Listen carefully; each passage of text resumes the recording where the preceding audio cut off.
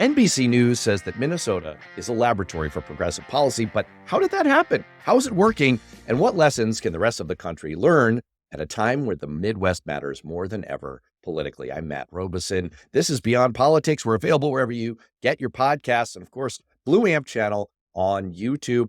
I'm delighted to be doing the back half of Home and Home with Matt McNeil, who is an outstanding progressive radio host in Minnesota. He's the host of, I'm going to use a big word here, the eponymous show in Minnesota, the Matt McNeil Show. He's a proud Minnesotan.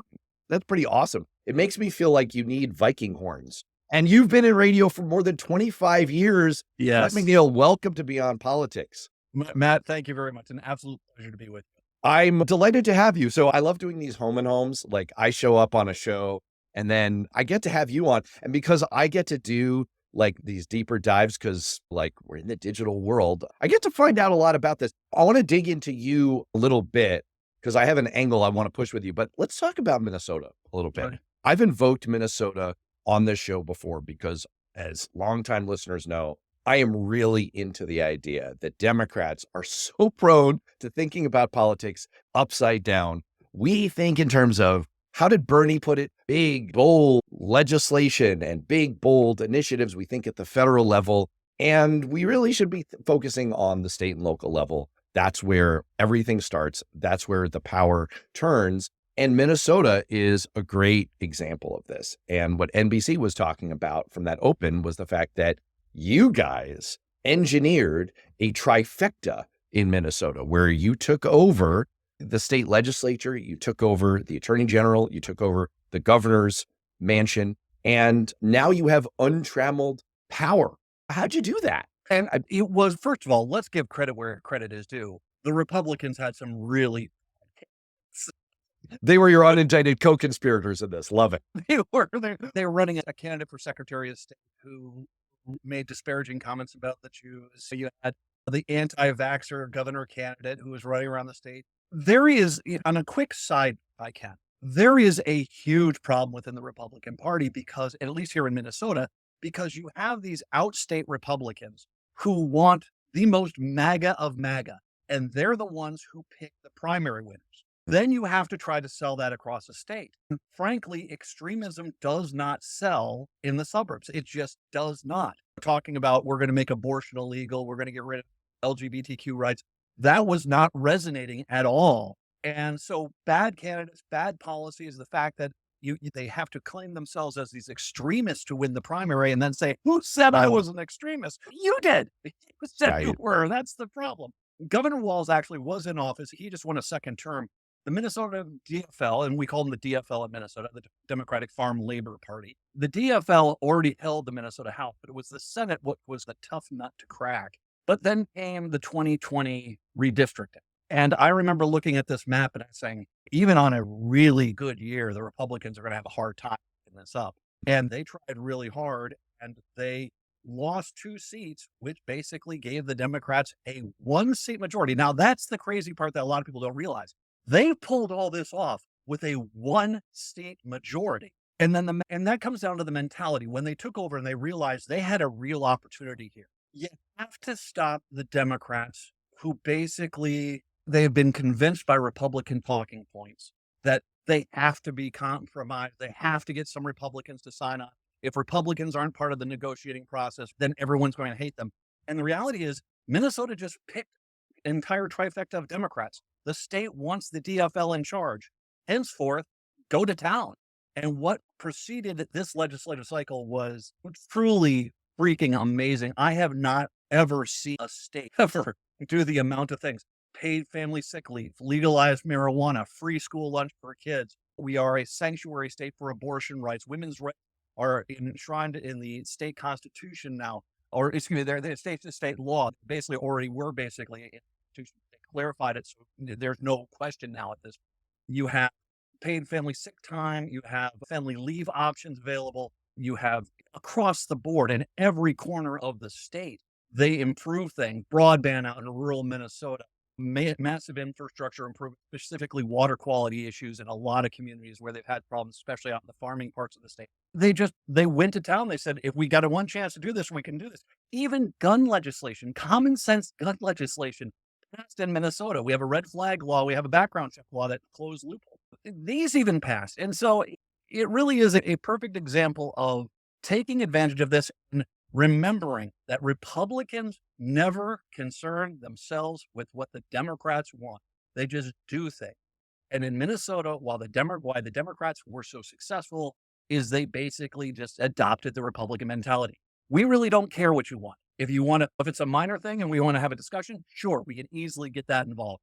But we're not necessarily looking for you're not going to be writing these bills. These are Democrat bills. It sounds, to read that back to you, like the answer is there was a little bit of unindicted co-conspiratorship from the Republicans. They essentially co-signed the Democrats' effort to retake. And we know that there was a focused effort from the DLC to fund and invest in Minnesota. This didn't just happen by accident. There was strategy, there was investment, and there was also some extremism, which is basically the pattern that we've seen everywhere. I guess the question to you, though, is, so you now have this track record that you've built up in Minnesota, a tremendous productivity from a Democratic-controlled legislature. In fact, the Senate, the state Senate, passed more bills in January than the previous 6 sessions of January's combined under both Republicans and Democrats. There's only a D+1 majority in the Senate. And that goes back, that includes, that productivity includes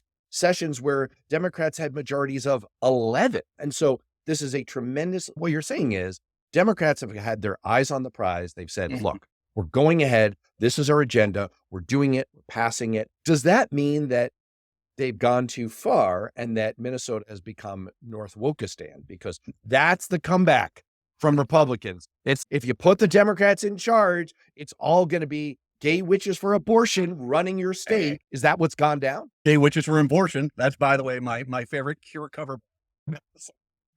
If it's the Cure, though, you've got to work in there that a lot more bad stuff has happened. Your dog got shot. Someone ran over your grandma. Let me weep for a while. You got to go low. Yeah. We have to stop believing Republican talking points. Have we gone to Wokistan? No.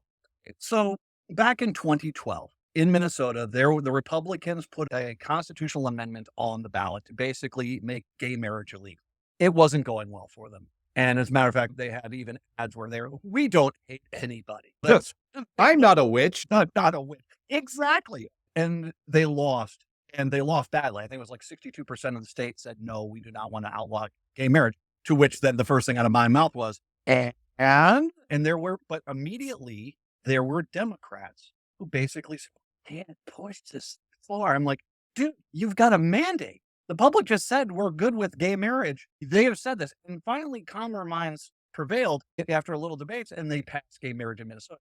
Cool. As they did this, there was a very interesting thing the Republicans started to do, which was the louder they scream, the more they're terrified about something.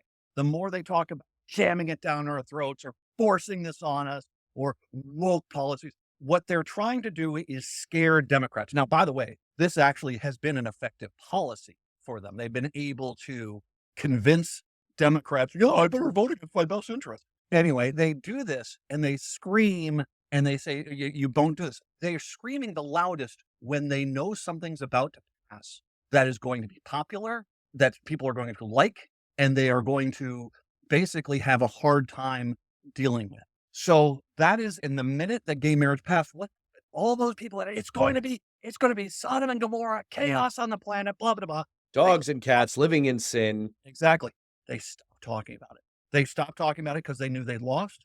They knew they couldn't really come back to that issue. They knew that it was over, that most people were happy with it. So all of a sudden it's, who was ever against gay marriage? That is the cardinal sin of Democrats in my mind, is you've got to stop freaking listening to their talking point. I describe it like this. We as the Democratic Party are in a big field. There's another field with a fence between us. It's the Republican Party. And some of the Democrats are close to the fence to the Republican Party. Meanwhile, way on the other side, look, that's AOC and Bernie way over on the other side of our own field. I'm closer to these guys. Maybe I should work with them. And the stupid thing they just can't seem to comprehend is the people on the other side of that fence want to kill them. They want them annihilated. They want them gone. And sure, they'll say, hey, I'll let you sit with us in the Capitol lunchroom, that sort of thing. And see, I'm being bipartisan. You've got to stop the Democrats who are priority is partisanship, not being Democrat. You want to be bipartisan? Fine. Go be an independent or try to be a moderate Republican. Fine. They're not going to let you do it. But you want to be an independent? Fine. You can be middle of the road, knock yourself. But if you're going to be a Democrat, you need to follow and go with the base Democratic platform. And frankly, way too many moderate Democrats do not, and progressive Democrats too, don't want to stay with the platform. Stay with the platform, pass the platform. Everyone wins, and you end up looking good. And so Republicans are always going to scream. They're always going to get upset. They're always going to get bothered when they know something good is about to happen. But Democrats can't believe that press. You have to basically go and do the right thing. And if you don't want to pass a basic Democratic platform, then why the hell are you a Democrat? You're right. You're pointing out two interesting things. One is the increasingly ironic name for your state party, which is Democrats, Farmers, and Labor, when those groups have heard that siren song from the other side. And those are the groups that we have lost. And you have to wonder why we have stopped pushing an agenda that we truly think is beneficial for farmers and for labor, the roots of our party. What's the matter with Kansas? Like we used to represent those people because we had their economic and social interests at heart, and we seem to have become afraid of it. And that leads me to my second point, which is I just enjoyed a mea culpa on this show with my former boss in Congress, Paul Hodes, over the issue of guns. Paul Hodes was partly at my instigation as his chief of staff, an A+ rated NRA Democrat. And part of the reason for that was my strategy. Out of a different time in American politics, he's in New Hampshire, at the time a very swing state, still a swing state, still a swing district, still a barely Democratic leaning district. And when he was running for the US Senate, I felt strongly that I did not want to fight. I had to fight the whole Republican Party. I had to fight the whole right-wing media apparatus. I didn't want to fight the NRA as well. I wanted to take them off the board and limit the number of our well-funded enemies. And so I pushed him. I fully admit it, and I feel bad about it.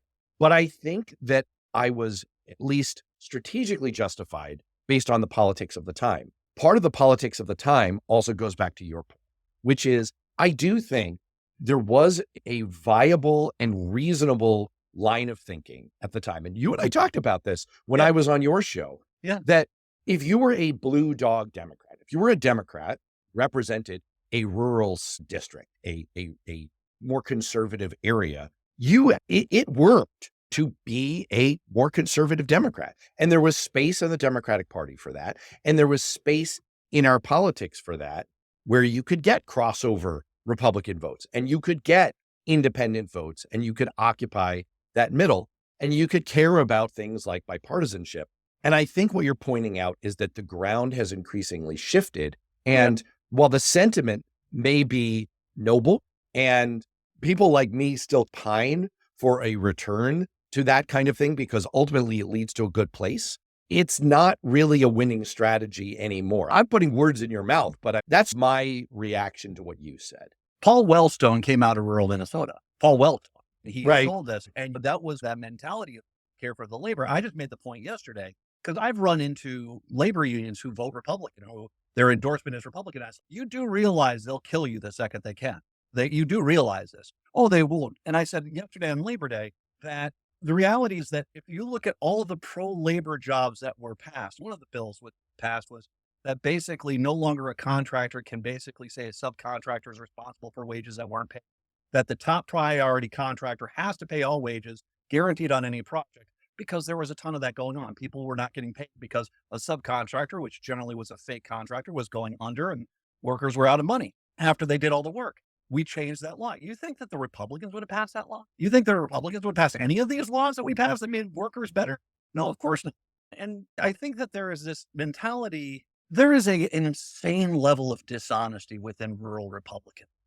Every one of them proudly voted against every bill, but Every single stinking one of them's out there right now taking credit for the Democrats' bills that were passed. Oh, thank God I was there to give free school lunches to kids. No, you voted against it. They have brainwashed their supporters to the point where it's not, they don't have to deliver. They don't have to produce. They can be basically, I'm going to kill your wife and kids party. And they'll be like, great, they're not going to do that. And when they do that, then they'll say, oh, damn Democrats, why did they let him do that?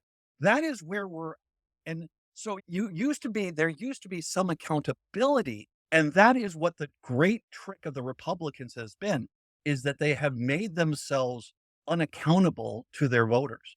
That when they're voting against workers' rights, healthcare, better roads, better schools in rural Minnesota, then they turn around and say, I voted against it, but the Democrats passed it. Thank God I was there to help them and I told them what to do, even though I voted against it. That's insanity, but that's what is accepted nowadays as far as oh, that's great. I'm glad he voted against the bill that he's now taking credit for.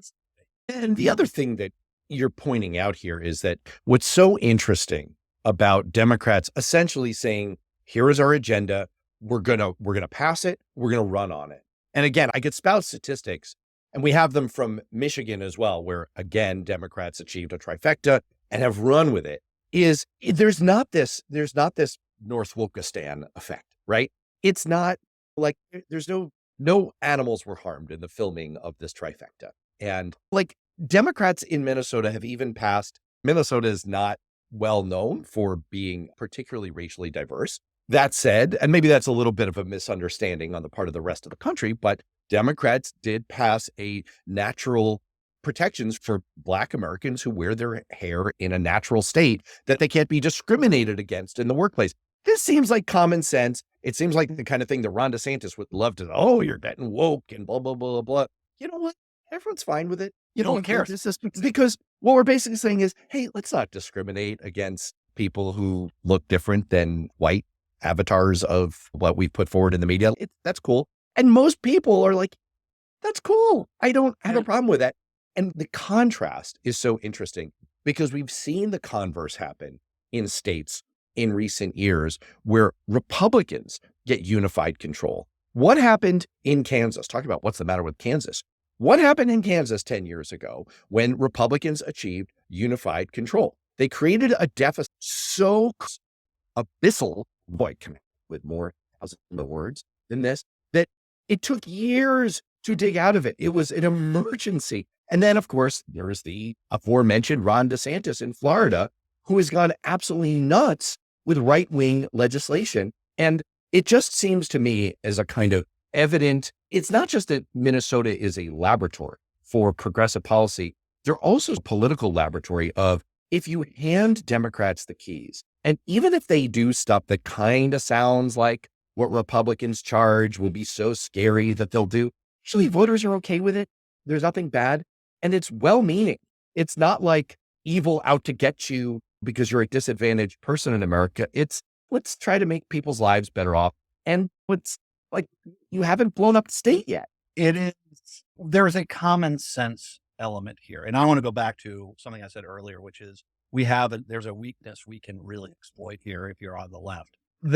Minnesota, even moderate Republicans in this state, you talk about the Juneteenth, we legalized Juneteenth. That's a state holiday now as well. These things are, yeah, you're right. We don't have the most diverse state. It's a lot of white guys, but we do have a very large Native American population. We have a large American population. We have a large Somali population. We have a large Southeast Asian population, specifically in the Twin Cities metro area and many of those groups. But the reality is people just don't. So why am I, I've had conservatives say to this thing, why am I supposed to discriminate against this person again? And that's it's like, I don't want to do that. And there is this kind of maybe podunky hokiness about us that just, no, we're not going to do that. So it does not help. Now, here's where get back to that exploitation.